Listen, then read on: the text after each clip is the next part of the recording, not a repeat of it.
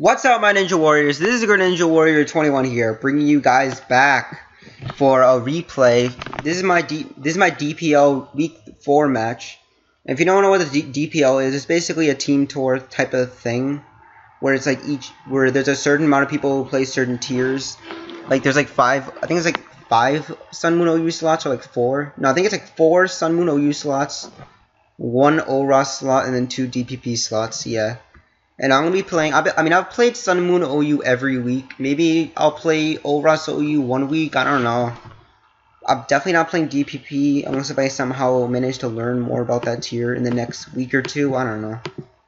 But I'll probably mostly be playing Sun Moon OU. It's basically just a bunch of people in the Discord chat. Some of them are pretty good at this game, including Hiye. If you don't know who Hiye is, yeah, he does a lot of tryhard laddering and stuff. He also does a lot of he does some tour stuff as well, which is kind of cool. He also is a very tryhard ladderer, I know. Like for example, like I'm pretty sure that he just abandoned every account that's not 30-0.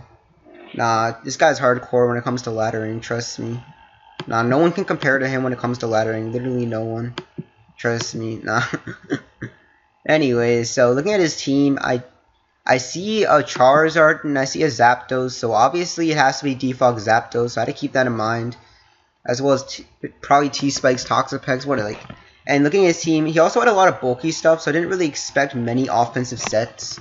Because looking at his team, I doubt it would be Autotomized Celesteela since his team is so bulky, although I guess it could be Autotomized Celesteela. Although it's more likely like a Leech Seed stall set. Maybe like defensive Tangrowth, defensive like Zapdos, because he has the Tang plus Pex core, which is pretty bulky, as well as Zard. I'm not sure if it's Zard X or Y, but we'll find out later. So here, I believe I just lead off with Tapu Koko, since Tapu Koko can threaten out Charizard if it's Zard Y, threaten the Celesteela, threaten Toxapex, potentially threaten the Zapdos. It can allow me to find out what type of Tangrowth set that is, and then I can always U-turn out versus Tangrowth slash Zygarde. So overall, there's literally no drawbacks to leading off with Tapu Koko, which is exactly what I'm gonna do. As Hiye is gonna lead Zapdos. Now, oh yeah, I also forgot to mention that I am currently 3-0. So if I lose this, then my overall record would be 3-1. So I'm hoping that I can win this game, because then I could be 4-0, which would be pretty cool. Since I don't even think that anyone else would be 4-0, which although there are a few people who joined like in the mid-season draft thing that we did, so I guess it's not really fair to them. I don't know. I mean, either way. So I'm gonna lead off with Tapu Koko, leads off with Zapdos. I mean, I don't really see a reason not to Thunderbolt, because I mean Zapdos is a threat, and Thunderbolt will guaranteed put him in range of Metacham's Ice Punch. And looking at his team, he has very little answers to Metacham. Yeah, like his team actually gets bodied by Mega Metacham. I don't actually see an answer literally at all, like honestly. So that's pretty nice. So here I just fire off a Thunderbolt, which does a ton of damage. As he just goes for the roost, probably just trying to pressure stall me, scouting for how much T-Bolt does. As I mean, here I just U-turn. The reason I U-turn is because I don't really want to T-Bolt again, because he can just continually spam roost and eventually stall out all of my Thunderbolts, and that would be pretty bad. So I know he's forced to roost this turn, because he can't actually leave his Zapdos at 32%, because then I can literally get up rocks and then just auto win the game. Sorry about that. I just had a notification. Let me X out a showdown real quick. Yeah, I'm gonna X out a showdown. Anyways, I'm gonna keep my screen on here for now. So I U-turn hard Landorus. Now this is risky since I actually need Landorus this game. It can actually do a lot of important things. However, I was pretty confident he'd roost this turn, and I felt like I needed to be aggressive, at least at some point. So he does go for the roost, which is exactly what I expected. Now he is a defensive Zapdos with leftovers, and since he has to be running like bulk with leftovers, that means he probably doesn't have life. Well, he definitely doesn't have life orb because he has leftovers, meaning that he's probably running more of like a bulky set, meaning that he's probably running like what, like max defense, max HP. Because judging by the T-Bolt damage, I'm assuming he's more of like a physically defensive Zapdos than a specially defensive Zapdos. because that would make a lot more sense. And since he's most likely running defensive Zapdos, that means even if he's running like a ton of speed to speed creep my Landorus or something, I can still live the HP Ice, because HP Ice from like zero spa Zapdos to like offensive Landorus does like 94 min. So yeah, it does do 94 min, and I do have the Z Continental Crush, the nice Z Stone Edge there. And I'm just going to fire off a Z Stone Edge, because if he switches out, I can literally just get up Rocks the following turn and then Stone Edge the Zapdos. So either way, I felt like it was a win-win. Like if he goes hard Celesteela or hard Zygarde or hard Tangrowth, those are all Pokemon I can get Rocks Up versus. And Mega Medicham pressures him so immensely with Rocks Up that I felt like it would just be worth it so much. And I felt like even if Landorus got really low, like I have Scarf Chomp to check. I mean, I have Scarf Chomp to check Zygarde, as well as I also got what else do I have? As well as Ice Punch Medicham to threaten the Zygarde. As I go straight for the Z Continental Crush, as I'm able to hang on, live the HP Ice, and knock him out of the Continental Crush, which is huge because now his Defogger is gone. His one of his ground immunities is gone, and Feral Thorn has a lot less stuff that threatens it. I mean, he still has Charizard and Celesteela, so Feral Thorn is definitely still threatened this game. So I still need to watch out for that. Although Tapu Koko is looking very, very menacing, depending on what type of Zard it is, whether it's Zardex or Zardawai, and depending on the Tangrowth set. As here, he actually goes Celesteela. Now I don't know why he went Celesteela. I'm assuming that means that he didn't have extreme speed on Zygarde, and he was running a slow Zard. Because if his Zard was max speed, then going Celesteela was actually the worst possible play, and that was actually a huge choke. And that play should never have been made.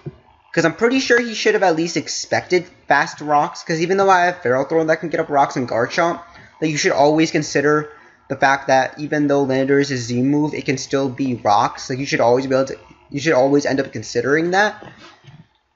So that means, yeah, so he's definitely slow Zard / doesn't have extreme speed on Zygarde, meaning that he just wants to use Celesteela as a way to get the beast boost versus my Landorus. As I do get up rocks, so now Charizard is forced to permanently take 50% when it wants to come in. So as Landorus does go down, however, as he actually does not get the beast boost. So I don't actually have no clue why he didn't Heavy Slam that turn. I think Heavy Slam was definitely the better play, because he could have potentially gotten maybe like a Spadef boost, and then he could have taken Thunderbolt better. And that might have actually forced me to probably go Medicham and T-Punch, which would have allowed him to get off a huge hit with Heavy Slam on my Medicham, or to just end up Leech Seed stalling my Medicham out. Although I could always get off a T-Punch with Medicham and then go Hard Cocoa the following turn and then threaten him with the Thunderbolt. So I feel like if he did have his Heavy Slam, that gave him a much better chance at being able to at least attempt to stall out my team with Celesteela. And it might have made things a bit closer. It might have made things a bit closer, and like Celesteela a bit more leverage versus my team, as I'm able to fire off a full power Thunderbolt onto the Celesteela after the Protect turn though. Yeah, because he's actually HP Ice there. I HP Ice just in case he goes Zygarde, and I knew for a fact that he wouldn't. I was pretty sure he wouldn't let me hit him with an electric terrain boosted T-Bolt. I was pretty sure he wouldn't do that, because like even if you Leech Seed on the turn I hit you with the Thunderbolt, the thing is it's electric terrain boosted, so you're gonna take like 80%. And then how the heck is Leech Seed recovery is supposed to matter when you're taking up 80% or whatever, or 75% from Thunderbolt? Like, it's just a poor play all around to even let your Celesteela take that much damage when Electric Terrain is going to run out the following turn.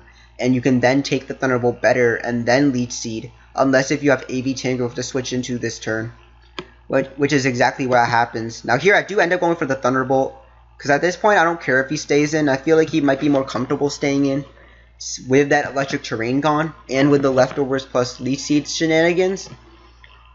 So I'm able to fire off a huge Thunderbolt, which is really nice, since that allows me to weaken Celesteela, which makes things easier for Scarf Chomp, which makes things a bit easier for Feral Thorn, since Celesteela is one of the few mons that he has left to take on Feral Thorn. And also makes things a bit easier for Greninja, since he is very weak to Ash Ninja spamming Dark Pulse, especially if I can get rid of that Toxapex, or at least weaken it. So here he does go for the Leech Seed, as I didn't want him to protect for free, because if he protected here, he would have been at like what, like 70%? Yeah, because he protects, he's at like 70%. And then I have to deal with like a 70% Celesteela, which could be really annoying. Although I guess I can at least come back in with Tapu Koko and Thunderbolt it under the electric terrain. So at least I would have the option of threatening him later on. Also, Medicham can do a ton of damage to the Celesteela. I actually go hard Medicham, because I expected him to either protect or Heavy Slam. If he did Heavy Slam, predicting me to switch out, predicting the protect, then I could have at least lived the Heavy Slam and then threatened him with an HJK/Thunder Punch the following turn. But if not, then I mean I can still threaten him. So here I go hard Medicham, because we make an aggressive plays out here as he goes right for the protect. He has no reason not to protect again. He has no reason not to protect again. Just in case by Ice Punch, as he actually doesn't protect again. Maybe just in case if I was sub Medicham. I guess he was fearing me potentially being like substitute Medicham. Because the only reason you wouldn't protect there is if you actually have sub on your Medicham. Because otherwise you can use that turn as a free recovery turn, which you have literally no reason not to take. So I'm not too sure about that one. I mean, getting rid of Celesteela is great though, because now Scarf Chomp is looking very menacing. Because Scarf Chomp can definitely knock out Charizard most likely. Knock out the Zygarde and do a pretty decent chunk to the Tangrowth and the Toxapex, even though both of those mons probably do beat Garchomp 1v1. So I still have to be pretty careful, and I do have to play my Medicham pretty well. Although at this point he has nothing for Medicham, because Tangrowth is going to take a ton of damage from Tangrowth is, even if it's like physically defensive Tangrowth with like Helmet or something like that, then it's still going to take a ton of damage from High Jump Kick. Zygarde is going to get blown back by Ice Punch, and Toxapex is going to get blown all the way back by Zen Headbutt. As here he just goes Tangrowth. Now here I wasn't sure whether he was Rocky Helmet or not, but there's no way I'm staying in and risking my Medicham since it wins the game. I'm just going to go hard Ferrothorn, because at this point I don't care if he knocks off my item. Like, I don't need Ferrothorn healthy. The only thing Ferrothorn does at this point in the game is annoy Toxapex / annoy Zygarde with Leech Seed and get up spikes. That's literally all Ferrothorn does anymore. I mean that's all it does versus his team in general. That's literally all it does versus highest team. It just gets up spikes and annoys stuff with Leech Seed. Like, it doesn't actually beat anything specifically, which is why I can just throw in my Ferrothorn and literally not care about this situation at all. Like, I can literally just throw up a spike here. It doesn't matter. Like, I'll get up a spike. I'll put on the pressure on High's side. As he goes Zygarde, I'm able to get up a spike. As I do see the leftovers, that makes me think, okay, so he's either a really bulky Dragon Dance / Coil set, or he's like a sub-Coil Toxic set, or he's just sub-Coil Dragon Dance.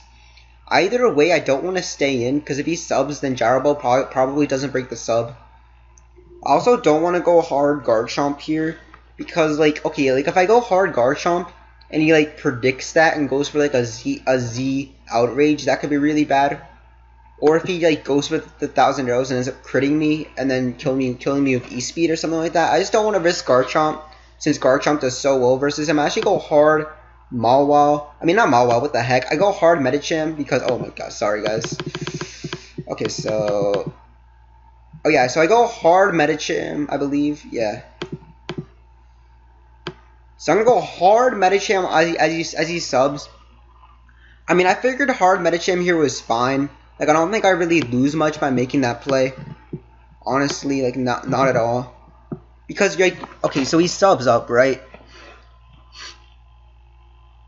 Yeah, because I figured he'd either sub or coil that turn. And if he Dragon Dances, he can't knock me out. Because he's leftovers, right? Since he's leftovers, that means he can't use a Z move, so I probably shouldn't have said the Garchomp thing. I just didn't want to go hard Garchomp and have him Toxic or something like that. You know, I just didn't want to risk that. Because even if I go hard Medicham, even if he Dragon Dances, he can't knock me out, since he's most likely like a bulky set with like only 1,000 arrows anyways. And if he outrages, I can just go hard Tapu Koko and HP Ice or go Ferrothorn and Gyro Ball anyways. It's not an issue. And I can literally just Ice Punch him twice, and he can't do much damage to me since he's probably just a bulky set anyways. As I go right for the Ice Punch, he does minimal damage with 1,000 arrows. Like that only did 43, which is fine because my Medicham taking 43% doesn't really matter because I basically pick up a kill here. Like literally something dies. Something guaranteed dies here. There's nothing you can do to avoid a kill. So I go right for the safe Ice Punch. However, Toxapex does die to the combination of Ice Punch plus Zen Headbutt, and there's literally no pivots he can make. There are literally no pivots he can make. Like, he just loses. Nah, there's nothing he can do versus Medicham. Like, I mean, he can go Tangrowth, but like I can just Zen Headbutt that thing twice. The reason I Zen Headbutted again was just in case if he went back into Toxapex on like an Ice Punch. Is he actually goes Zygarde. I'm just gonna Ice Punch so that way he can't set up or whatever. And I don't really mind taking E-Speed damage because at this point, even if Medicham goes down to like a crit E-Speed or just straight up dies to E-Speed, at this point in the game, like Tapu Koko just wins. Because I already know it's Helmet Tangrowth, meaning that Tangrowth dies to T-Bolt, Toxapex dies to T-Bolt, Zygarde dies to E-Speed, Zygarde dies to HP Ice, and then even if it's Zard, I can literally just U-turn hard into Garchomp. Because the only way he can win the only way Zardex can beat me is if he Dragon Dances. And if he Dragon Dances and I go hard Garchomp, I prevent him from being able to get off a hit at +1 since I am Scarf Chomp, which does outspeed Zardex at +1. And if he's Zard Y, then this game was over a long time ago, and he had literally no shot at winning anyways. So yeah, I'm able to knock out the Zygarde with the Ice Punches. Toxapex will go down to the Zen Headbutt. I'm assuming he was just going for the dodge. However, I do connect with the Zen Headbutt, which is really nice because that prevents T-Spikes as well as him potentially Scald Burning me that turn or whatever. As he goes hard Charizard, I'm just gonna go right for the Ice Punch because I don't want to miss HJK. And like I could have gone hard Garchomp here, but like even if he Dragon Danced, like he couldn't Dragon Dance twice because I would have done too much damage to him if he was an offensive Dragon Dance variant. Then Ice Punch would have done too much damage to him. And I probably would have just gone hard Garchomp after. Yeah, I probably would have just gone hard Garchomp after the first Ice Punch. After the first Ice Punch. Because I'm basically, at that point, even if he Dragon Clawed on the turn 1 Garchomp, like Ice Punch, Stealth Rock damage, plus Ice Punch, plus the Rough Skin damage he would take from Garchomp, plus Water Shuriken from Specs Ash Greninja would easily knock out the Charizard. And then Tangrowth literally loses to any of my Mons. Like I can literally go Tapu Koko and Thunderbolt the Tangrowth, and then Tangrowth goes down. So basically, this was any of my Mons could have won at this point. Like, because I basically had a pretty good matchup this game. I'll admit that my matchup was pretty lucky. Well, not lucky. It was just a really good matchup in general. Yeah, I definitely had the matchup for sure. And as long as I played this game safely, and as long as I made sure that Celesteela didn't annoy me too much, because the only issue, honestly, was Celesteela stalling me out or potentially losing to Charizard or maybe even losing to Zygarde. But since I'm glad that I was able to prevent none of those things from happening.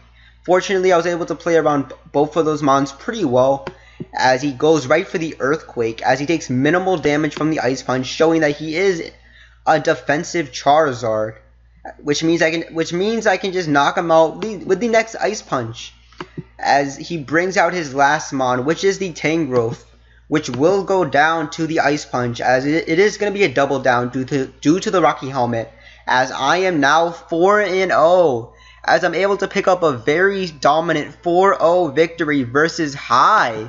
So yeah, it was a pretty fun game. I'm definitely glad that I was able to get off that Continental Crush on Zapdos, as well as being able to get up rocks. Like, I think that turn was huge. The fact that I was able to get off the Continental Crush on the Zapdos and then get up rocks the following turn, like, that was just so huge. Because being able to get off the Continental Crush on Zapdos and get up rocks the following turn just put me in such a dominant position, and it really made winning this game a lot easier. So yeah, I hope you guys enjoy these DPO replay matches. Make sure to go ahead, tell me what you think about these videos in the comments section. I will see you guys next time.